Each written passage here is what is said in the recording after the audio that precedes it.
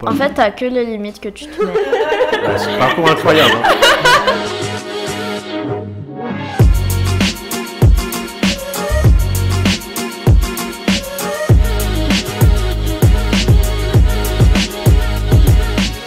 Bonjour Mélie. Hello! Ça va bien? Oui, super, et toi? Bon, ça va super bien. Génial. Mais écoute, est-ce que tu peux te présenter, voilà, pour les gens qui ne te connaissent pas, qu'est-ce que tu fais? Qui es-tu? Ouais. Déjà, merci beaucoup de m'accueillir ici. Merci à toi. Et ben oui, je vais te parler évidemment de ce que je fais. Moi, aujourd'hui, j'accompagne les entrepreneurs, les coachs, les indépendants en soi, ça peut être aussi des conférenciers, etc., à écrire leurs livres sous forme de coaching, donc de l'écriture à l'édition, ou on fait du ghostwriting. Donc là, on écrit pour la personne, on est prêt de plume afin d'écrire leur livre. Et dans les personnes que tu accompagnes, est-ce que tu as des sujets en particulier? Est-ce que c'est plutôt des romans qui vont écrire avec toi? C'est plutôt des manuels? C'est quoi comme type d'ouvrage? Nous, on fait que de la non-fiction. Ok. Pourquoi? Parce que la fiction demande beaucoup d'imagination. Quand tu demandes un roman, il y a toute une mise en scène, il y a plein de personnages, etc. Ok. Donc on part sur de la non-fiction, donc on fait surtout ça. Et ça va être des récits de vie, ça peut être du développement personnel, de la spiritualité, ou Ouais. tout ce qui est business, tu vois. Ça peut être des méthodes, des pratiques, etc. Donc ça va être vraiment des choses qu'on va faire en général. Donc sous certains thèmes, mais ça Ouais. reste quand même très large, tu vois. Ah ouais, d'accord. Donc il y a pas de, c'est ouvert à tout le monde. Enfin, En soi, ça va, tu vois, parce ok. qu'on peut parler de recettes de cuisine, Ok. comme on peut parler de monter une entreprise, je sais pas, tu vois, Ah ouais. c'est quand même vaste. Ah, ça c'est génial, ça demande d'avoir une ouverture d'esprit.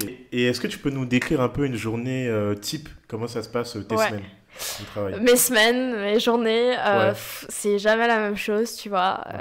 J'ai l'impression que des fois, je suis un petit peu... Ouais, tu sais pas ce qui t'attend, souvent. Ok. Faut savoir que pendant une bonne partie... au début de mon lancement, quand je me suis lancée dans l'entrepreneuriat, je lisais beaucoup, etc. Et tu vois, tout était cadré, genre, parce que j'avais les cours en journée, j'avais Ouais. le travail, j'avais le sport. Donc c'était genre 6h, 9h, 10h. En fait, c'était vraiment cadré. Donc aujourd'hui, je suis un peu en mode au feeling, tu vois. Ok. Parce que des fois, je vais me coucher, il va être 2-3h du matin. Et des fois, il faut que je me lève, il est 6h du matin, tu vois. Waouh. Donc ça m'arrive des fois de faire des grasses maths. Et des fois, par contre, je suis à 6h du mat devant mon ordi en train de bosser, tu vois. Ça Ouais. dépend vraiment. Et il n'y a pas vraiment de routine. Moi, j'ai des tâches à faire, je les fais. Ok. Et après, j'ai des rendez-vous. Les rendez-vous, je les mets au maximum l'après-midi. Et le matin, je fais rendez-vous avec mon équipe. Donc, Ok. j'ai mon agent qui est là une semaine sur deux, donc tous les matins à 8h. Comme ça, c'est cadré, tu vois. Mhm. Et les lundis, je fais rendez-vous avec chaque personne de l'équipe. D'accord. Donc voilà, comme ça c'est cadré. En fait, je suis pas quelqu'un qui va être fouillis. Il y en a beaucoup qui vont pas faire les choses parce que du coup ils se laissent du temps. Mhm. Mais moi, je suis plutôt quelqu'un où justement je fais les tâches quand je le sens. Si là je veux rien faire, je fais rien. Si là je veux aller lire pendant 4 heures, je lis pendant 4 Ah heures. ouais. Ou je vais autre part, tu vois, où je vois ma famille. Ou si j'ai d'autres rendez-vous, je m'en fous. Je m'en fous, Ok. tu vois. Je m'organise comme je peux et j'ai aussi la chance de pas avoir des enfants. Ça demande quand même une grosse organisation. Finalement, Quand même. entrepreneur, on Il y travaille a beaucoup de choses, Ok.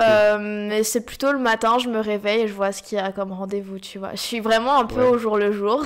Et au final, j'y arrive parce que je suis quelqu'un qui pense énormément. Donc en fait, tu vois, tout ce qui est dans ma tête, il n'y a même pas besoin de le noter des fois parce que je sais exactement Ok. ce que je dois faire, quand est-ce que je dois le faire, etc. Donc j'ai pas besoin d'être aussi cadré que quelqu'un qui va oublier les choses. C'est génial. Donc voilà, et je suis dedans tout le temps. Tu vois, il n'y a pas de moment où je coupe, Ok. où je fuis un petit peu cette vie-là d'entrepreneur, tu vois. Donc je fonctionne comme ça, je dirais, c'est un peu à l'intuition. Mais génial. c'est vrai que des fois, ça marche pas pour tout le monde, tu vois. Moi, Mm. c'est ma façon de faire, mais voilà, ça Bah, dépend. en tout cas, c'est génial d'avoir en tout cas cette liberté. C'est un peu aussi, je pense, que Ouais. ce qu'on recherche aujourd'hui. Et comment ça se passe lorsque tu accompagnes des clients? Alors nous, c'est des accompagnements de l'écriture à l'édition. Ouais. Et donc là, en premier, ce qu'on va faire, c'est un plan avec la personne. On Ok. fait une carte mentale d'une manière à lui soutirer le plus d'informations possible, tu vois, D'accord. pour lui faire le meilleur livre, en tout cas les meilleures fondations possibles pour ce livre-là. Donc on fait attention à ce que le livre lui plaise. qui s'adresse à la bonne cible et qui passe le bon message, tu vois. Ok. Et on vérifie que ça fasse un bon livre parce qu'aujourd'hui, s'il y a des livres qui se vendent pas, c'est que, ok, il y a peut-être pas suffisamment de marketing, mais peut-être que le livre n'est pas bon en lui-même, tu vois. Tu sais, le D'accord. livre que tu recommandes, c'est le livre qui a beaucoup de valeur, tu Oui. vois. C'est, tiens, ce livre-là, il m'a apporté... Je suis sûre que rien que tu lis une page, c'est déjà ouf, tu vois. Mm. Et ben, c'est ces genres de livres-là qu'on veut, donc on fait Génial. attention à ça pendant le plan. Donc voilà, on pose des questions, etc. Donc il y a moi, le coach référent de l'auteur et l'auteur, D'accord. qui va l'auteur en devenir, tu vois. Ok. Et ensuite, ce qui se passe, c'est que la personne écrit et le coach relit. Voilà. D'accord. Pendant, ça dure 1 à 3 mois. Ensuite, l'auteur va pouvoir se corriger, réécrire, etc. Tu vois, si besoin. Ok. Et à la suite, nous, on a le document et là, on fait une stratégie avec elle. Voilà, qu'est-ce que tu veux pour l'édition? Est-ce que tu préfères auto-édition, maison d'édition, etc. On la conseille sur ça. On lui dit exactement comment faire. D'accord. Et ensuite, on lui laisse le faire parce que c'est vraiment que de l'accompagnement. Ok. Après, on a des prestations pour le faire. Si D'accord. jamais à ce moment-là, tu vois, c'est un peu upsell. Ok. Donc, si elle veut, on le fait en auto-édition ou on le fait en maison d'édition, on va démarcher des maisons pour elle. Très bien. Jusque-là, on faisait tout, mais tu vois, on faisait du done with you et du done for you. Et ça n'allait pas, en fait, parce que y avait ce problème-là. Il y avait aussi le problème où si on a 30 clients par mois, Ouais. et qu'il y a 30 livres tous les mois prêts à sortir en maison d'édition, on peut pas aller démarcher autant de maisons d'édition parce que Oui. c'est très sélectif et on va se faire rincer, tu vois. Enfin, Ouais. ils vont nous dire il y a J'imagine. trop de livres, celui-là j'aime pas, celui-là nanana, vous nous envoyez pas de la qualité et tout, alors que c'est dans nos prestations, tu vois. Donc D'accord. on a préféré séparer les deux. Ok. Donc là, on a ce côté-là, édition en maison d'édition, pour les livres qu'on sélectionne et qu'on a vraiment envie de défendre Très bien. en maison. Donc Ok. voilà pour l'accompagnement, et après on fait du ghostwriting. Donc là, quand on écrit pour quelqu'un, la personne, pareil, elle vient nous voir. Mhm. Mais là, au lieu qu'elle écrive de son côté, on fait des entretiens avec elle, on écrit, elle nous relit, et ainsi de suite. Après, c'est à peu près la C'est même génial. chose, tu vois. Et est-ce que tu as une méthode? Est-ce que tu as ta méthode à toi dans tes Ouais. accompagnements? Bonne question, parce que c'est vrai que je pourrais en faire quelque chose Ok. de cette fameuse méthode. Mais oui, si tu veux, comme je pense que dans tout business, Mhm. on crée un parcours du coup du client quand il est rentré dans l'accompagnement et par D'accord. toutes les étapes par lesquelles il passe. Je crois qu'il doit y en avoir une trentaine, même plus, tu vois. Donc on sait exactement par quelle étape il va passer. Lui aussi le sait. Donc Ok. il y a vraiment une méthode étape par étape parce que ce qui prend le plus de temps, en fait, quand on se dit je vais écrire un livre, ce qui va Ok. prendre le plus de temps, c'est de faire les étapes dans le désordre. C'est tout. D'accord. Et si tu fais l'étape 1 en premier, ensuite 2, 3, 4, par exemple, au début le plan, ensuite tu écris, ensuite tu te relis, ensuite tu corriges, ensuite tu cherches ton titre, ensuite tu vois, ça va beaucoup plus rapidement que quelqu'un qui va commencer à écrire intuitivement, tu vois. Ensuite tu vas dire, à partir de ça, je vais faire mon plan, et à partir de ça, je vais réécrire.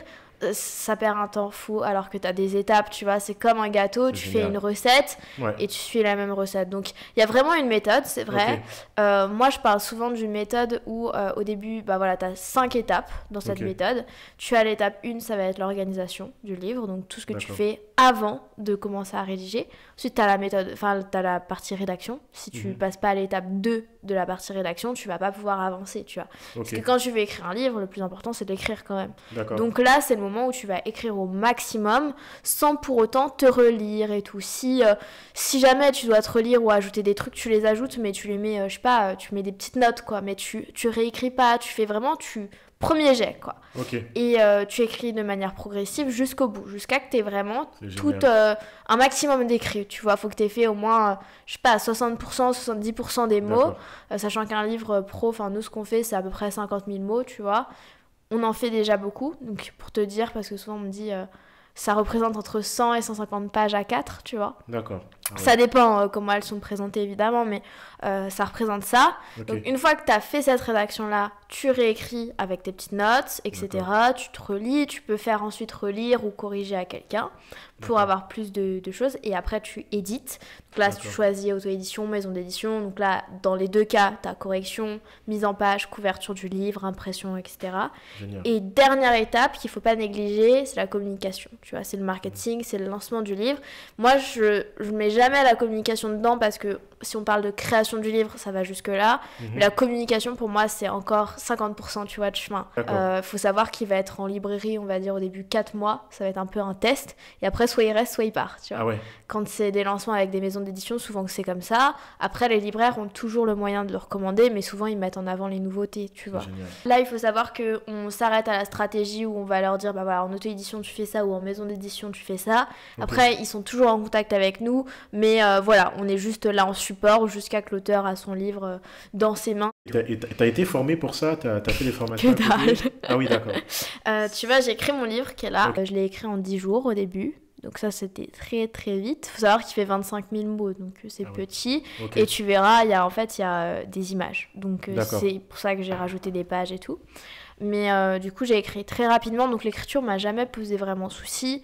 Et en fait, quand tu es auteur, tu n'es pas correcteur. Donc de toute façon, voilà, même s'il faut une richesse, même s'il faut avoir une réflexion, des idées, etc., t'es pas obligé de savoir exactement, pas faire de fautes et tout. Donc ça, c'est la base. Et moi, j'ai mis après 1 an à me faire éditer. Donc je suis passée en e-book au début, comme ça j'ai vu un petit peu les dégâts.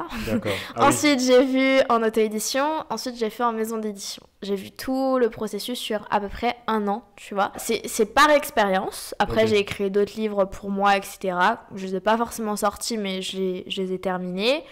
Et après, ce qui a pu me former, c'est de lire aussi, tu vois. Et au final, tu vois un livre qui sort, un deuxième, un troisième, un quatrième, et là on est à une quinzaine, une vingtaine, tu vois, en même pas 10 mois, voire 1 an, tu vois. Et donc ça va très vite au final, et là on se rend compte que ça marche. Et du coup, effectivement, tu as parlé des formats e-book, le format papier. Est-ce que pour toi, le livre a encore de l'avenir? Parce que tu sais, tout est digitalisé aujourd'hui. Comment tu vois l'avenir du livre? Est-ce qu'on va toujours être en train de lire des livres format e-book? Est-ce qu'on va toujours regarder le livre? C'est quoi ta vision par rapport à ça? Ce que je me dis, c'est que déjà on est collé à un téléphone pendant, je sais pas, 15 heures par jour, plus l'ordi, plus tout ça. Tu vas pas, pour te reposer, mettre tes yeux encore sur un ordi, tu vois. Donc moi personnellement, je lis pas sur documents et tout. Déjà que quand tu travailles un texte, t'es là toute la journée. Donc je trouve qu'un livre, c'est toujours mieux pour soulager les yeux. Et ça, c'est vraiment bien, même s'il y a des outils comme Kindle, etc., les Kobo, etc., à la Fnac. T'as plein d'outils au final, mais qui va vraiment adhérer, je ne sais pas. Il y en a beaucoup qui adorent, tu vois, qui vraiment, ils ont adhéré à la chose et ils l'utilisent, tu vois, mais ça reste un outil. Et moi, personnellement, comme beaucoup de personnes, on a appris sur des livres, tu vois, sur du papier. On a appris à tourner les pages, on a appris à se focaliser comme ça et à lire comme ça. Donc, moi, je reste sur le livre papier, tu vois, toujours, pour la lecture, si on parle de lecture. Si on parle en tant qu'auteur, tu vois, moi, je me dis pas auteur d'un e-book. Et c'est pas crédible, tu vois. Parce que effectivement c'est ça, parce que en fait la question que je me posais c'était quand tu lis un bouquin papier, je sais pas, tu te crées une relation un peu avec le livre, le fait de l'avoir en fait c'est que tu c'est vas pas plus retrouver que ça, forcément. c'est que il est dans le physique, tu vois. Et ce qui est dingue, c'est que quand t'as des livres, ils sont là, en fait. T'as les auteurs, t'as une partie de l'auteur avec toi. Tu vois ton livre, il est là, en fait, tout le temps en permanence. Alors que le téléphone, il rassemble trop de trucs, tu vois. Exactement. Donc le livre, t'as une connexion différente avec la personne. Tu tournes les pages, tu peux mettre des petites notes dedans, tu peux vraiment apprécier. Moi, je trouve que j'apprécie beaucoup mieux, ça me déconnecte vraiment. Oui, parce que tu as des notifications des fois sur le téléphone qui peuvent arriver, mais même sur le téléphone, pour moi, le téléphone ou l'ordinateur, je suis jamais vraiment posée dessus, tu vois. Tu peux pas te dire, je vais me poser sur un livre comme si tu te poses avec une série Netflix. Je sais pas si tu vois. Non, donc, je trouve que c'est mieux quand même d'avoir du livre papier. Et tu l'as, et il y a ce côté-là sacré dans les livres. En fait, c'est dingue, mais... quelqu'un qui aujourd'hui brûle des déchets, tu vois, tu t'en fous, c'est des déchets, ou peu importe, ou même des meubles, on s'en fout. Mais un livre, tu vois quelqu'un qui brûle des livres dans la rue, c'est mais waouh, genre c'est fou. Ou quelqu'un qui écrit dans un livre déjà, tu vois. Non, mais c'est génial, c'est génial. Moi, j'écris, tu vois, dans les livres parce qu'au final, c'est le tien, tu t'en fais un peu ce que tu veux et tout. Et quand t'es auteur, t'as déjà l'habitude de dédicacer, tu vois, t'écris. Mais tu vois, il y a ce côté-là sacré. Moi, je sais que je suis en train de me confectionner une bonne bibliothèque, tu vois. parce que je peux et parce que je trouve que ça m'inspire beaucoup. Et ben c'est ça que j'aime bien, c'est que les livres aussi ont ce côté-là sacré, rassurant et c'est, on va dire, les portes d'entrée du savoir, tu vois, pour moi. C'est un autre monde et c'est ça que j'aime bien dans les livres, qu'ils soient papier ou peu importe qu'ils soient sur téléphone ou tablette. Je trouve que il y a ce côté-là sacré et je trouve ça dommage de les remettre en PDF. Et du coup, Mélie, ma question maintenant, c'est comment t'en es arrivé là? Comment Ouais. on en arrive à vivre cette vie d'entrepreneur? Comment t'en es arrivé C'est là? vrai. C'est vrai qu'on n'en a pas parlé. Ouais, Et au début, tout a commencé quand j'ai lu des livres pour le bac de français. Tu vois. Si on d'accord. prend vraiment cette partie-là, parce qu'avant, j'ai déjà vendu des tableaux, j'avais une chaîne YouTube quand j'étais plus jeune et tout. Tu vois, j'avais ce côté-là très créatif, mais pas monétisé, tu vois. Génial. Et moi, ce qui m'a vraiment changé beaucoup de choses, c'est la lecture. Ok, Donc pendant le bac de français, je me suis dit, tu sais, là je suis studieuse, là je lis tous les livres de A à Z, même si je comprends rien, je les aurais lus. Tu vois, la wow. prof, elle pourra rien me dire, je serai droit dans les baskets. Et du coup, ce que je fais, c'est que je lis les livres, et là je me dis, en fait, ça m'aide à me canaliser. Je suis quelqu'un qui a l'attention partout, tu vois, je pense que tu vas remarquer au fur et à mesure, mais j'ai beaucoup d'idées très facilement, et en fait, la lecture, t'es là, t'es avec ton livre, tu te poses en fait, et ça me permettait Génial. vraiment de me concentrer. Il y en a beaucoup qui parlent de méditation, tu vois, sur un livre, et ce qui est vrai. Et c'était cet effet-là que je ressentais et que j'ai adoré. Donc je lis les 8 livres. Ensuite, on passe en confinement. Donc Ouais. du coup, je lis pas forcément. Et puis les seuls livres que j'ai chez moi, c'est des livres un petit peu de santé. D'accord. Et donc il y avait que ça comme livre chez moi. Et je me suis dit, je vais lire ça avant de racheter des livres.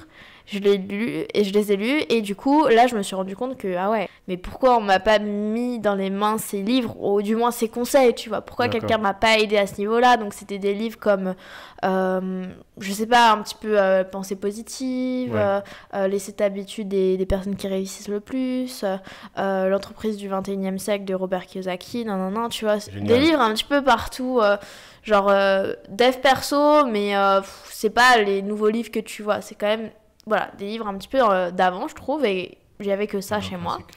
Et là, je me suis dit, ah ouais, c'est cool. Donc, tu vois, au début, je dis à mes parents, ouais, pourquoi tu fais pas ça pour améliorer ta vie? Pourquoi tu fais pas ceci, cela, machin et tout. Tu sais, j'avais 16 ans, Waouh. un peu difficile de leur dire de se bouger les fesses, quoi. Ouais. Et donc, du coup, ce que je fais, c'est que je leur dis, tiens, ce livre, il est bien. Je leur fais un petit résumé, tu vois, à table. Et je leur dis, tiens, maintenant, tu le lis. Et tu vois, je vois les livres, ils s'entassent, tu vois. Moi, je commence à lire tous les livres. Il n'y en a plus, tu vois. Il y avait une dizaine de livres, hein, même pas plus.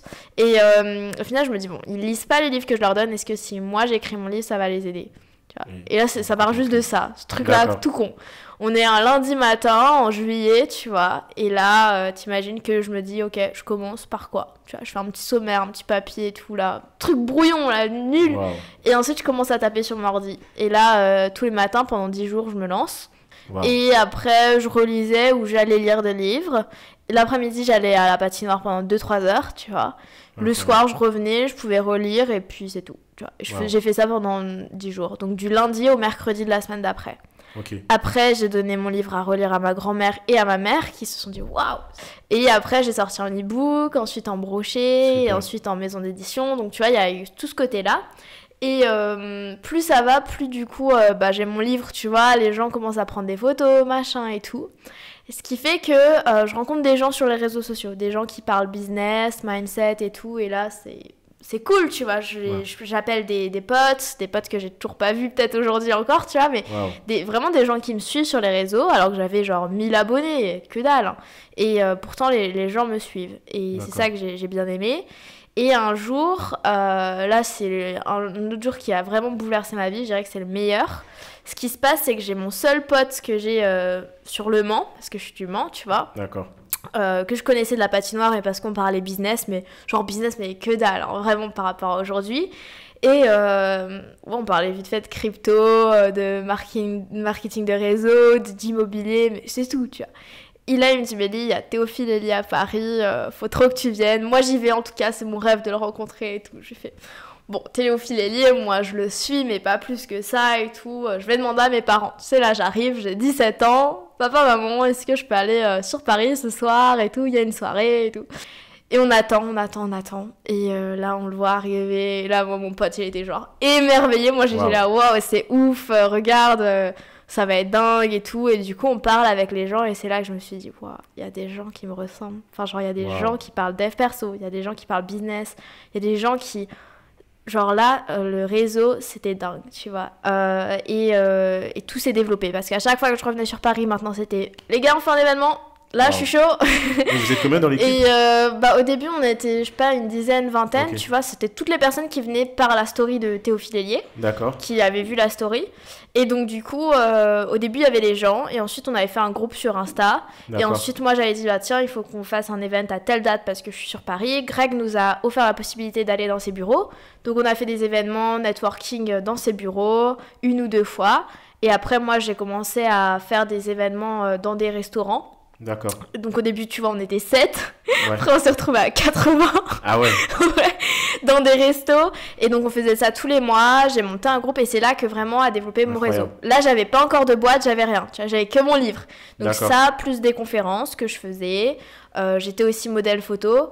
Donc moi, je le faisais juste pour mon compte Insta, tu vois. Et parce que j'avais fait quelques concours de Miss. Donc il y avait beaucoup de photographes qui voulaient faire des partenariats avec moi. Donc je faisais vraiment ça. Là, je me suis décidée à faire une carrière un petit peu dans l'immobilier. Donc je voulais faire master en gestion de patrimoine. Je crois qu'aujourd'hui, ça m'attire encore un petit peu, mais je voulais vraiment faire ça et je voulais commencer par investir dans l'immobilier. Parce qu'entre-temps, j'ai fait investir mon frère, mes parents dans l'immobilier, enfin ça c'est... Excellent. Voilà, et donc du coup, après, donc moi je rentre en BTS profession immobilière. D'accord. Je fais de l'investissement clé en main au Mans, donc dans l'ancien, on cherche des biens, on rénove tout ça. Donc comme ça me permet d'investir, mais pour des clients. Et du coup, là, on arrive à peu près vers mes 18 ans. Donc je suis toujours en BTS, en alternance, j'ai fait investir mes parents, je fais toujours des conférences, j'ai mon livre, voilà. Et là, à partir de début 2022, du coup, j'ai passé mes 18 ans en décembre. Et là, je commence à me dire, ok, je vais faire un truc de mon compte Insta parce que je me fais des réels sur dev perso, enfin c'est cool, tu pourras regarder, j'étais toute petite. Super. Sur les réels et tout, je donne des leçons et tout, c'était ouf. Et déjà, je me dis, il faut que je monétise, tu vois, faut que je fasse un truc avec ce compte. Une petite formation ou un truc parce que mon livre, personne ne veut vraiment lire du dev perso, c'est plutôt d'autres choses, je sais pas. Donc là, je me suis dit, je fais la petite formation, tu vois, comment créer un livre et tout, parce qu'il y avait beaucoup de personnes qui me posaient la question. Donc moi, j'avais déjà fait toute la formation, tu vois, elle était prête à se lancer et je me suis dit, mais en fait, moi, je sais pas vendre, tu vois, j'ai jamais appris à savoir comment vendre et tout. Et je me suis dit, ok, je pars avec eux. Genre, on voit 3 000 € en crypto. Et là, on commence un accompagnement sur 4 mois. Je signe 17 000 €, tu vois. Ah ouais. Le premier mois, déjà, j'avais fait 3 000 €. Déjà, là, tu sais, toutes mes croyances, bouf. Ah ouais. Ça, c'était dingue. Et là, ça enchaîne. En même temps, j'investis dans l'immobilier parce que j'ai 18 ans. Donc, moi, je voulais investir depuis 2 ans. Wow. Donc, là, on y va, tu vois. J'ai monté 2 boîtes. Une boîte pour l'immobilier. Donc, j'ai un bien où mes parents, ils ont 5% chacun. Ça a rassuré la banque. Et j'ai ma boîte qui s'appelle Mercy où là, du coup, on fait des coachings et du ghostwriting. Et donc, après, la suite, tu la connais de toute façon, mais ça n'a fait que s'amplifier. Et du coup, j'ai dû quitter les études. J'ai quitté mon alternance. Wow. Et voilà, en tout cas, ça me prenait beaucoup de temps. Donc, mes études, je les continue en ligne. Super. Donc, j'ai tout fait. J'ai mon examen à passer. Mais au moins, tout est fait. Et mon alternance, au moins, j'ai pu la quitter. Et j'embauche maintenant des intervenantes, tu vois. Donc, ça va très vite à ce niveau-là. Et du coup, en termes de chiffres aujourd'hui, est-ce que tu vis de ton activité? Les montants, est-ce que tu peux les... Eh ben, tu vois, au début, j'ai gagné 3 000 € le premier mois. Donc, tu vois, là, on est 1 an après. Heureusement que je gagne pas encore 3 000 € par mois, tu vois. Là, déjà, on a plus de clients. Je pense qu'on a une 50aine de personnes, voire plus, en accompagnement au fur et à mesure du temps. J'ai passé la barre des 10K par mois en seulement 5-6 mois, tu vois, parce que j'ai passé ça en octobre et j'ai commencé mon activité en mars. T'as quel âge déjà, rappelle-moi? J'ai 19 ans. Ok, d'accord. Donc, tu vois, en l'espace d'un petit peu de temps, j'ai passé les 10K par mois. Là, je suis au-dessus. C'est assez exponentiel, tu vois. Même moi, je pourrais pas vraiment l'expliquer, mais je dirais que c'est beaucoup de travail aussi. Enfin, on pourra parler justement, tu vois, des conseils que je pourrais donner, mais du coup, ouais, en termes de chiffres, c'est exponentiel. Là, on est au-dessus des 10K par mois, et puis je pense que 10K, c'est juste que je sors tous les mois, tu sais, aussi pour l'équipe, pour tous les investissements qu'on fait, pour les lancements du livre et tout. Moi, je dois me déplacer. Il y a tous les programmes où moi, je me suis fait accompagner aussi. Je vais dans des séminaires pour moi me former. Et tu as aussi beaucoup de choses que tu mets à disposition de l'équipe, des logiciels. Ça va très vite quand tu as une entreprise en ligne. Donc, tu vois, je dois sortir entre 10 et 15K tous les mois, rien que comme charge, ce qui est normal. Mais tu te doutes bien que d'un autre côté, il faut que ça rentre. Donc, ça fait kiff-kiff au final. Du coup, voilà, comme ça, tu peux avoir une idée de ce qu'on fait à ce niveau-là. Mais c'est vrai que, tu vois, plus il y a aussi tout ça qui se fait. Là, on est une équipe de 5, tu vois. On a des clients et tout. Plus il y a des responsabilités aussi. C'est super. Il y a très peu de personnes de mon âge, qui ont une fille aussi, qui sont en études aussi, qui ont autant de responsabilités que moi, tu vois. Donc, d'un côté, on peut se dire, ouais, c'est cool, c'est incroyable les résultats que t'as. D'un autre côté, c'est pas non plus hyper simple à gérer. T'as des responsabilités. Après, je vais pas me plaindre, c'est la vie que j'ai souhaitée. Et ouais, carrément. Et je suis passionnée, donc, tu vois, je m'en fiche un petit peu. Mais c'est vrai que des fois, tu vois, ce côté-là, indépendant et tout, alors que tu pourrais être là en train d'aller juste faire tes cours, ta petite alternance, voilà. Et aujourd'hui, Mélie, c'est quoi ton style de vie? Comment tu arrives à concilier ta vie de tes études, ton activité, la vie avec tes parents? Comment tu fais? Ouais. Les voyages. C'est fou, mais c'est vrai que quand on prend du recul, on se dit waouh, putain, les semaines elles sont énormes en fait, il se passe beaucoup de choses. Et je pense que c'est parce que tout simplement tout est arrivé à un moment ou à un autre, tu vois. Quand je suis pas quelqu'un qui va me diversifier dans plein de trucs différents. T'as l'impression que oui, mais en fait c'est très chronologique, tu vois. J'ai commencé par faire être modèle photo, donc je fais toujours des shootings, ça doit faire genre, je sais pas, j'en fais un par mois ou un tous les 2 mois, tu vois. Donc ça c'est calé. J'étais auteur, donc auteur, voilà, t'as des salons du livre, ils sont pas tout le temps, j'ai des interviews et tout, c'est calé. Mes études, j'en ai fait pendant un temps, je les ai passées en ligne, et là, toutes les évaluations, j'ai réussi à m'organiser pour les faire, les rendre, et c'est fini, tu vois, j'ai plus que l'examen, ça va me prendre 1 semaine, et voilà.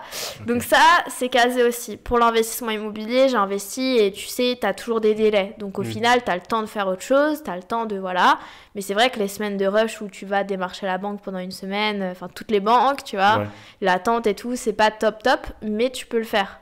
Moi, j'ai un ami, il achète 3 immeubles en même temps. Là, tu peux pas, tu vois, mais là, c'est un studio, ça se cale, tu vois, dans ta semaine. Et pareil, donc pour les coachings, c'est pas moi qui m'en occupe, je m'occupe d'aucun coaching, je fais juste les plans. Je fais du ghostwriting, donc j'ai plusieurs auteurs avec qui j'écris, tu vois, mais ils sont à différents stades. Donc voilà, je suis sur l'écriture d'1 livre à 2 livres par semaine max, tu vois, mais pas en entier, tu vois, c'est le suivi. J'ai tout ce que je t'ai dit avant, et puis après, j'ai tout ce qui est appel de vente, tout ce qui est interview ou conférence, tu vois, au fur et à mesure. Ça paraît beaucoup, mais tu vois, c'est devenu une habitude et ça se cale, tu vois, et avec l'expérience, l'organisation, t'y arrives. Les voyages aussi, ça se Depuis cale, le début de l'année, t'as fait combien de voyages là, par exemple? Là, je suis partie... en fait, si tu veux, je partais pas en voyage déjà de base. Depuis 2016, j'avais pas voyagé. La dernière fois, j'avais voyagé avec mes parents. Et l'année dernière, du coup, je suis partie en premier toute seule en Suisse. En moyenne, je dirais, je voyage maintenant 1 fois par mois. Mais là, j'ai un peu peur, tu vois, de voyager parce que j'ai mes études. Donc, si je suis bloquée dans le pays ou s'il y a, tu sais, toutes les grèves et tout, voilà. Mais je sais que plus ça va aller, plus je vais voyager, parce que ça m'appelle, tu vois, et parce que le monde est petit au final quand tu voyages, quoi. Ce qu'il peut y avoir beaucoup, c'est des peurs. Moi, je suis quelqu'un qui passe à l'action genre facilement, tu vois, je me décide très rapidement, donc ça m'aide beaucoup et je suis très dans l'impulsion, genre tout le temps. Mais ça, c'est mon caractère, tu vois, tout le monde n'est pas comme ça. Moi, je prends des décisions sur des coups de tête, comme ça, tout le temps, donc ça me facilite la vie et ça aussi, des fois, ça a ses côtés négatifs, tu vois. Donc, moi, j'ai jamais eu vraiment ces blocages-là et tout. Et aussi, je dois à mon livre le fait que j'ai appris ce que c'était la confiance. Et quand tu vois ce que c'est la confiance, tu te rends compte que c'est comme une balance. Donc d'un côté, tu as la confiance et d'un côté, tu as la peur. Et donc plus tu vas avoir confiance, moins tu vas avoir peur. Plus tu vas avoir peur, plus le mieux pour diminuer cette peur, il va falloir augmenter ta confiance. C'est vraiment un équilibre, si je peux dire ça comme ça, même s'il n'y a jamais d'équilibre parfait, mais c'est toujours comme ça. Et si justement tu veux travailler le fait que ta confiance, tu as moins ce syndrome de l'imposteur, tu veux aller de l'avant, tu veux avoir plus d'ambition, etc., le mieux ce que tu peux faire, c'est justement gagner en confiance. Et la seule manière de gagner en confiance, c'est de passer à l'action, c'est de mettre en place ce dont tu as peur, parce que les peurs, on les affronte, tu vois. Si on dit j'affronte mes peurs au lieu de je soigne mes peurs, tu vois, il y a une différence. C'est parce que les peurs, on les affronte. Elles sont là, on va devoir s'y confronter et derrière, on va évoluer, tu vois. Moi, je pense à un Pokémon là dans ma tête. T'es là, t'es le petit Pokémon et là, directement, tu affrontes quelque chose et là, tu vas être plus fort. Genre là, tu gagnes plusieurs niveaux. Et c'est ça. C'est une peur, c'est vraiment, tu la traverses et peu importe si tu veux atteindre tel niveau, tu devras la passer. Sinon, tu pourras jamais atteindre tel niveau, tu vois. C'est pas possible. Donc c'est ça qui est important, c'est de justement se bouger. Mais c'est bien beau de se dire se bouger, tu vois, c'est du travail, c'est dur. Moi, si je suis là aujourd'hui, si j'ai autant de responsabilités, c'est parce que j'ai bossé, tu vois. C'est pas en faisant rien. Et je dirais que c'est aussi le fait d'être passionné aussi. Ouais. Ça, c'est important. Mais quand tu sais pas, quand tu te cherches, tu peux pas savoir. Donc comme je dirais, tu vois, tu peux avoir toutes les peurs du monde. Le plus important, c'est la confiance. Et je pense que c'est pour ça que mon livre m'aide aussi énormément aujourd'hui et qu'il a changé ma vie sur tout ce qui a pu se passer après, tu vois. C'est un effet cumulé de tout. C'est parce que la confiance t'aide dans beaucoup de choses et surtout dans tes projets. Donc justement, les personnes qui sont là, c'est qu'elles ont des doutes, des peurs, des excuses. Et ce qui va les aider, c'est justement la confiance en eux qu'ils vont acquérir au fur et à mesure des étapes. Excellent. Merci beaucoup, Mélie. Je t'en prie. Voilà, son livre Confiance, La confiance fait tout. Donc, je vous encourage à lire. Et voilà, donc merci encore. Et puis, je t'en prie. À bientôt. À bientôt. Moi, j'avais lu des livres avant, mais que pour le bac de français. C'est les seuls livres que j'ai lus. Ensuite, c'est des devs perso. Ouais. J'ai commencé comme ça. Et j'ai jamais lu vraiment de romans et tout. Je trouvais ça chiant, mais vraiment chiant. En fait, tu en tires rien dedans. Oui, tu sais pas où est le... la morale, tu vois, elle est qu'à la fin, souvent. Ouais.